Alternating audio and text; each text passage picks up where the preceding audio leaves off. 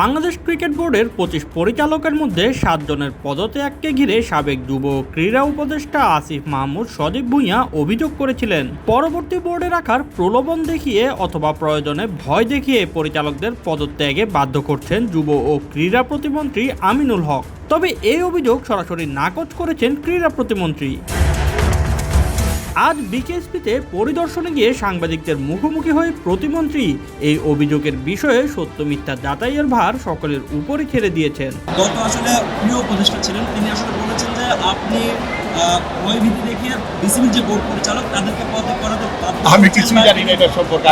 তিনি তার ফেসবুকে স্ট্যাটাসের মাধ্যমে জানিয়েছেন। এই বিষয়ে যদি ফেসবুকে তো আসলে সত্য কথাও দেখি আমরা, মিথ্যা কথাও দেখি। সো তিনি সত্য বলেছেন কি মিথ্যা বলেছেন আমি আপনাদের উপরে ছেড়ে দিচ্ছি, আপনারা এটা যাচাই করে নেন যে তার যে ফেসবুকের স্ট্যাটাস সেই যে কথাগুলো বলেছেন সেটা কতটুকু সত্য কতটুকু মিথ্যা। এদিকে বিসিবি নির্বাচনের অনিয়ম ও অস্বচ্ছতার অভিযোগ নিয়ে গঠিত তদন্ত কমিটির প্রতিবেদন আন্তর্জাতিক ক্রিকেট কাউন্সিল আইসিসির কাছে পাঠানো হবে বলে জানিয়েছেন ক্রীড়া প্রতিমন্ত্রী।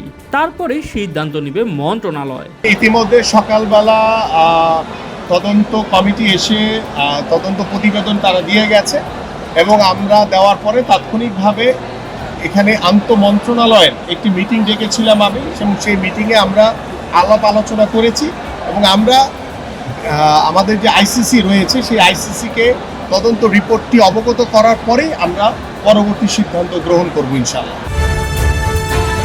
জানা গিয়েছে অভিযোগ, তথ্য প্রমাণ ও সাক্ষাৎকার সহ 1000-এর বেশি পৃষ্ঠার তদন্ত প্রতিবেদনটি মোট 6টি বই আকারে আজ দুপুরে জাতীয় ক্রীড়া পরিষদে জমা দিয়েছে কমিটি। গত বছরের 7 অক্টোবর বিসিবির সর্বশেষ নির্বাচনে জেলা ও বিভাগের কাউন্সিলর মনোনয়ন এবং ক্লাব ক্যাটাগরির নির্বাচনে অস্বচ্ছতার অভিযোগ তুলে একটি পক্ষ নির্বাচন থেকে সরে দাঁড়ায়। তাদের অভিযোগে সাবেক উপদেষ্টা আসিফ মাহমুদ সজীব ভুঁইয়ার নামও উঠে আসে। তদন্ত কমিটি সাক্ষাৎকারের জন্য ডাকলেও সাড়া দেননি আসিফ মাহমুদ। পরে ফেসবুক স্ট্যাটাসে আসিফ মাহমুদ জানান বিষয়টি উচ্চ আদালতে বিচারাধীন এবং বিসিবির স্বায়ত্ত শাসন লঙ্ঘনের মতো এখতিয়ার বহির্ভূত কাজে অংশ না নিতেই তিনি সাক্ষাৎকারে অংশ নেননি। তার অংশগ্রহণ না করার বিষয়টি প্রতিবেদনে রয়েছে বলে জানান প্রতিমন্ত্রী আমিনুল হক। এখানে ইতিমধ্যে তদন্ত প্রতিবেদন আমাদের কাছে জমা হয়েছে। সো তিনি অংশগ্রহণ করেননি, নিশ্চয়ই সেই তদন্ত প্রতিবেদনের ভিতরে রয়েছে এবং আমরা সেটি যাচাই বাছাই করেছি যে তিনি উপস্থিত হননি, সেটিও আমি দেখেছি। সো এটা আমরা পরবর্তী সিদ্ধান্ত আইসিসির সাথে কথা বলে তারপরে আমি সিদ্ধান্তগুলো জানাবো আপনাদের।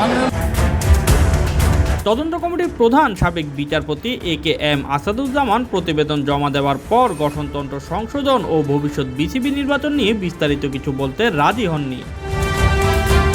Shoaib Shams, BD sports time.